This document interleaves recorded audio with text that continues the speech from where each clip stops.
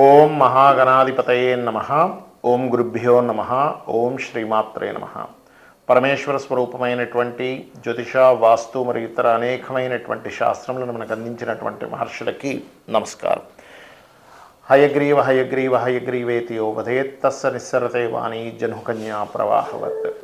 అరుణాం కరుణాతరంగితాక్షీం ధృతపాశాంకుశపుష్పబాణచాపాం అనిమాదిభిరావృతాం మయూకైః అహమిత్యేవ విభావయే భవానీం. శ్రీమాత్రే నమః. ప్రేక్షకులకి ఆ లలితాంబిక అమ్మవారి యొక్క అనుగ్రహం పరిపూర్ణంగా కలగాలని మనస్ఫూర్తి కోరుకుంటూ మనం ఈరోజు చెప్పుకోబోయేటువంటి విషయాలు ఏమిటి అని చూసుకున్నట్లయితే, ప్రస్తుతం కుజుడు వక్రగతిలో మిథున రాశిలో సంచరిస్తున్నాడు. మనం ఆల్రెడీ ఈ కుజుడు ఇక్కడికి రావడం వల్ల ఈ కుంభమేళాలో కానివ్వండి, లేనట్లయితే రకరకాల పుణ్యక్షేత్రాల్లో వాటిల్లో కాస్త ఈ తొక్కిసలాటలు జరుగుతాయని ఇప్పటి నుంచో మనం చెప్పుకుంటూ వస్తున్నాం. నెల రోజుల పైనుంచే కూడా అదే రకంగా జరుగుతూ వస్తుంది. అయితే అది మిథున రాశిలో కుజుడు ఇట్లాంటి ఫలితాలు ఇస్తాడు. కాబట్టి కుంభమేళాకి వెళ్ళే వాళ్ళు కొంచెం జాగ్రత్తగా ఉండండి. రెండవ విషయం ఏంటంటే, ఇక్కడ ఈ కుజుడు వక్రత్యాగం అవుతుంది. ప్రస్తుతం కర్కాటక నుంచి ముందుకు వెళ్తూ వక్రగతి ఉన్నాడు. అక్కడ ఎప్పుడైతే వక్రించున్నాడో ఈ వక్రత్యాగం ఈ నెల ఫిబ్రవరి 24వ తేదీ రుజుమార్గంలోకి వచ్చి ఏప్రిల్ 3 నుంచి చూసుకున్నట్లయితే, ఏప్రిల్ 3వ తేదీ నుంచి కర్కాటక రాశిలో జూన్ 8వ తేదీ వరకు వక్రించు రుజుగతిలో ఉంటాడు. ఏప్రిల్ 3 నుంచి జూన్ 8వ తేదీ వరకు. ఎప్పుడైతే ఈ సమయంలో కర్కాటక రాశిలో కుజుడు ఉంటాడో, వీటి మూలంగా ద్వాదశ లగ్నముల వారికి ఎటువంటి ఫలితములు జరుగుతాయి, లగ్నం తెలియని వారి రాశి వారికి, అదేవిధంగా ఏ విషయాల పట్ల జాగ్రత్త వహించాలి అనేటువంటి విషయాలు చెప్తుంది. నేనైనప్పటికీ కూడా చెప్పిస్తుంది సాక్షాత్ లలితా అమ్మవారిగా భావిస్తూ ఒక్కొక్క లగ్నం గురించి తెలుసుకుందాం. మీనలగ్నము, మీన రాశి. మీనం వారికి మీకు పంచమ స్థానంలో కుజుడు నీచ పొందబోతున్నాడు. ఏప్రిల్ 3వ తేదీ నుంచి జూన్ 8వ తేదీ మధ్యలో. ఇప్పుడు ప్రస్తుతం 4వ స్థానంలో ఉన్నాడు. అయితే ఇక్కడ మీకు దీనివల్ల కలిగేటువంటి ఫలితాలు ఏమిటి? గతంలో ఏర్పడినటువంటి ఇబ్బందులు ఏవైతే ఉన్నాయో వాటన్నిటిని అధిగమించుకుంటూ స్ట్రాంగ్ అవుతారు. ముఖ్యంగా అంటే ఆలోచన స్థానం నీచిపడ్డ కుజుడు ఉన్నప్పుడు, అంటే ఆలోచనలో రకరకాల పరిపరి విధాలుగా వెళ్తాయి. That is different thing. But ఇక్కడ స్ట్రాంగ్నెస్ చేస్తాడు బాగా. మంచి అంటే అసలు మీరు ఎక్స్పెక్ట్ చేయరు, ఇంత బాగా నేను ఇన్ని డక్క ముక్కలు తిన్నానండి, ఇప్పుడు నాకు ఇదంతా చిన్న విషయం అయిపోయింది అనేటువంటి స్టేజ్కి తీసుకెళ్తాడు. ఎందుకంటే ఎప్పుడూ కూడా పాపగ్రహాలు మనిషిని స్ట్రాంగ్ చేస్తాయి. శుభగ్రహాలు సౌమ్యత్వాన్ని ఇస్తాయి, కానీ పాపగ్రహాలు మంచి స్ట్రాంగ్ చేస్తాయి మనిషిని. కాబట్టి ఆ స్ట్రెంగ్త్ అనేటువంటిది పెరుగుతుంది మనిషిలో. కాకపోతే మీకు సహజంగా ఏలినాటి శని కూడా నడుస్తుంది కాబట్టి కొంచెం వర్క్ స్లో అవ్వడం, నిందలు పడడం ఇవి కూడా జరుగుతూ ఉంటాయి. అయితే కొన్ని విషయాలకి నిలబడి, కొన్నిసార్లు చూడండి, మనం నిలబడ్డాడు మనిషి అంటూ ఉంటాం. నాడు ఒదుడుకులో వచ్చిన నిలబడడం వల్ల ఇతను బాగా సక్సెస్ అయ్యాడు అంటూ ఉంటాం. అలా నిలబడేటువంటి క్యాపబిలిటీ అని ఇస్తాడు ఇక్కడ కుజుడు ముఖ్యంగా. మరి జాగ్రత్తలు ఏం తీసుకోవాలి? ముఖ్యంగా ఇక్కడ మీరు తీసుకోవాల్సిన జాగ్రత్తలు, మీరు ఏదైనా బిజినెస్ చేస్తున్నట్లయితే వ్యాపార సంబంధించిన విషయంలో మీరు ఎవరినైనా పార్ట్నర్ ఎంపిక చేసుకునే విషయంలో చాలా జాగ్రత్త తీసుకోండి. కొత్తగా ఏదైనా ఇన్వెస్ట్మెంట్స్ చేసేటువంటి విషయంలోని తొందరపాటులో మీ యొక్క జీవిత భాగస్వామిని విదేశాలకు పంపించడం లాంటివి చేయకండి. ఇక్కడ ఏమవుతుంటుందంటే, తప్పుగా ఎంపిక చేసుకోవడం వల్ల లేకపోతే తొందరపాటులో జీవిత భాగస్వామి విషయంలో నిర్ణయాలు తీసుకోవడం అనేటువంటిది జరుగుతూ ఉంటుంది. ఈ కుజుడు పంచమంలో ఉన్నప్పుడు, ఎందుకంటే ఆలోచన స్థానంలో ఉన్నాడు కుజుడు, గొడవలకి కారకుడైనటువంటి కుజుడు పంచమ స్థానంలో, అగ్రెసివ్ నేచర్కి తొందరపాటుతనానికి కారకుడైన కుజుడు పంచమంలో ఉన్నప్పుడు ఈ యొక్క వివాహ జీవిత సంబంధించిన విషయంలో నిర్ణయాలు అలాంటివి తీసుకుంటూ ఉంటారు. బికాజ్ ఆఫ్ ఇక్కడ నుంచి కుజుడు అష్టమ దృష్టితో శుక్రస్థానాన్ని చూస్తూ 12వ స్థానాన్ని చూస్తూ ఉంటాడు. కాబట్టి ఈ కాంబినేషన్ అనేటువంటి ఇట్లాంటిది ఇస్తూ ఉంటుంది. కాబట్టి తొందరపడి విడాకులు ఇచ్చేద్దాం అనుకోవడం, తొందరపడి విడిపోవాలనుకోవడం లాంటివి ఈ 2 నెలలు చేయకండి దయచేసి.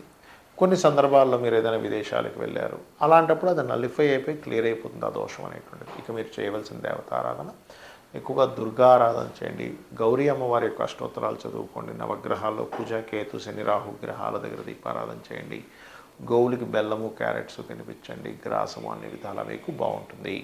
మరి కొంతమందికి లగ్నం కానీ, రాశి కానీ, నక్షత్రం కానీ ఏమీ తెలియవు. అటువంటి వారు ఎటువంటి జాగ్రత్తలు తీసుకోవాలి? ఈ 2 నెలల 5 రోజుల పాటు పర్టికులర్గా ఈ కుజుడు నీచ స్థానంలో ఉన్నప్పుడు ఎప్పటి నుంచి 3 ఏప్రిల్ నుంచి 8 జూన్ మధ్యలో పర్టికులర్గా ఏంటంటే అప్పుల విషయంలో ఎవరికైనా అప్పులు ఇస్తున్నాం, అది ఏ నక్షత్రమైనా ఏ లగ్నమైనా, ఎందుకంటే ఈ అప్పులు తీరాలన్నా అప్పులు రావాలన్నా బుధుడు కుజుడు యొక్క ప్రభావం ఎక్కువగా ఉంటుంది. అందుకే చూడండి అప్పులు అయినప్పుడు గొడవలు అవుతుంటాయి, ఎందుకంటే కుజుడు కారకత్వం కాబట్టి. ఈ 2 నెలల పాటు ఎటువంటి బేస్లెస్గా ఒకసారి డబ్బులు ఇస్తుంటారు. అంటే ఏంటి, ఎటువంటి తనఖాకు పెట్టుకోకుండా, ఎటువంటి పేపర్స్ రాసుకోకుండా నోటి మాటతో ఇచ్చేస్తూ ఉంటారు. తర్వాత వాళ్ళు అడ్డం తిరుగుతూ ఉంటారు. కాబట్టి ఇటువంటి విషయాల్లో అందరూ కూడా జాగ్రత్తగా ఉండాలి. ఏది లగ్నం తెలియదండి, రాసి తెలియదు అనుకునేటువంటి వారు ఈ విషయంలో జాగ్రత్తగా ఉండండి, గుర్తుపెట్టుకోండి. అలాగే మరొక విషయం ఏంటంటే, ఈ ప్రాబ్లం ఆల్రెడీ ఫేస్ చేస్తున్నామండి, మాకేమిటి పరిహారము అంటే ఓం అపర్ణాయే నమః అనే మంత్రం చేసుకోవడము. ఓం స్కందాయ నమః, కుజుడికి అధిష్టాన దేవత స్కందుడు కాబట్టి ఓం స్కందాయ నమః అనేది చేసుకోండి. అదేవిధంగా ఈ 2 నెలల పాటు కుజుడు ఫ్యాక్టరీస్కి కారకుడు, అగ్ని సంబంధించిన వాటికి కారకుడు. అతను వెళ్ళి నీళ్ళల్లో ఉన్నాడు, అంటే వాటర్ రిలేటెడ్ సంబంధించిన దాంట్లో ఉన్నాడు.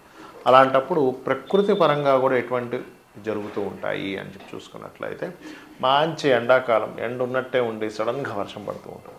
ఇదేమిటి ఇంత ఎండాకాలంలో ఇంత వర్షం పడడం ఏంటి అనిపిస్తూ ఉంటుంది. అలాగే కొన్ని పర్టికులర్గా ఈ వాటర్ ప్లాంట్స్ పెట్టేటువంటి వారు కుజుడు నీచ స్థానంలో ఉన్నాడు కాబట్టి వాటర్ ప్లాంట్స్ రిలేటెడ్ సంబంధించిన విషయాల్లో కొంత జాగ్రత్తగా చూసి పెడుతూ ఉండాలి. అదేవిధంగా కొన్ని ఎడారి ప్రాంతాల్లో కూడా వర్షం పడేటువంటి ఛాన్సెస్ ఇస్తూ ఉంటాయి ఇటువంటి విషయాల్లో. మరియు కుజుడు ఎప్పుడైతే నీచ స్థానంలో ఉన్నాడో బార్డర్స్ దగ్గర, ప్రతి దేశంలోని సరిహద్దుల దగ్గర కొంతవరకు అటాకులు జరగడము, మరియు కొన్ని సముద్రాల్లో ఒక్కోసారి చూడండి ఒక ఉప్పెన్లాగా రావడం జరుగుతూ ఉంటుంది, అటువంటివి రావడము. అదేవిధంగా కొన్ని గొడవలకి దారి తీయడం జరుగుతూ ఉంటుంది. ఎప్పుడైతే ఈ కుజుడు వక్రించి ఆల్రెడీ మిథున రాశిలో ఉన్నాడు, వక్రించి ఉన్నాడు, ఇప్పుడు ఆ వక్రగతి పోయి రుజుగతి వస్తుంది. మనం ఆల్రెడీ గతంలో చెప్పుకున్నాం, ఏమండి ఇక్కడ ఉన్నప్పుడు ఇట్లాంటివి కొంచెం ఈ తొక్కిసలాటలు ఇట్లాంటివి జరుగుతాయి అని.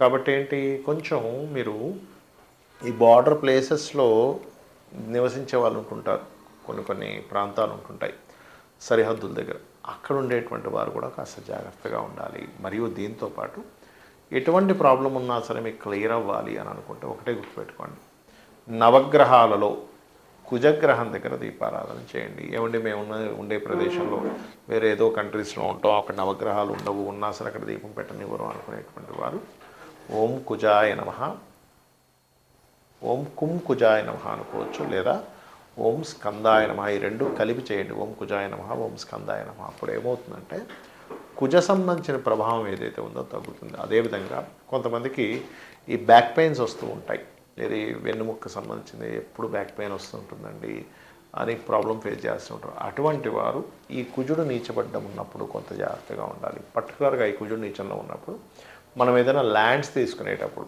అందరికీ కూడా వర్తిస్తుంది ఇది, ల్యాండ్ తీసుకునేటప్పుడు చూసుకొని తీసుకోవాలి. ఏమవుతుందంటే ల్యాండ్స్ మూలంగానే ఇబ్బంది పడ్డం, కుజుడు నీచంలో ఉన్నాడు కదా, ల్యాండ్స్ విషయంలో కూడా ఫ్లక్చువేషన్స్ రావడం, అంటే అసలు ఇంత రేటు పెరుగుతుంది అనుకోలేదు, లేదా ఇంత రేటు తగ్గిపోతుందని అనుకోలేదు అనేటువంటి ఫ్లక్చువేషన్స్ ఇస్తాడు కుజుడు ఎప్పుడైనా సరే నీచ స్థానంలో ఉన్నప్పుడు. అంటే ఎప్పుడు పెరుగుతుంది ఎప్పుడు తగ్గుతుంది అంటే, ఆ కుజుడికి గోచారంలో చంద్రుడు వచ్చాడు అనుకోండి, ఆ రోజుల్లో మళ్ళీ మీకు నీచభంగ రాజయోగాన్ని ఏర్పడుతుంది కుజుడు గోచారంలో.